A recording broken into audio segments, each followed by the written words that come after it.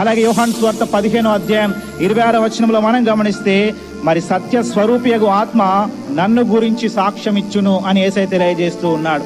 యేసయ్య గురించినటువంటి సాక్ష్యాన్ని యేసయ్య యొక్క మహిమపరుస్తూ ఆయన బోధనలు జ్ఞాపకం చేస్తూ మరి ఆయన గురించి సాక్ష్యం ఇచ్చేదే పరిశుద్ధాత్మ అనేటువంటి సత్యాన్ని మనం గమనించాలి. అలాగే తీతుకు రాసినటువంటి పత్రిక 3:5 పరిశుద్ధాత్మ మనకు నూతన స్వభావము కలుగచేయుట ద్వారా అనేటువంటి మాటలను మరి రాయబడి ఉంటున్నవి. నూతన స్వభావాన్ని ఇచ్చేటువంటి ఆత్మ పరిశుద్ధాత్మ.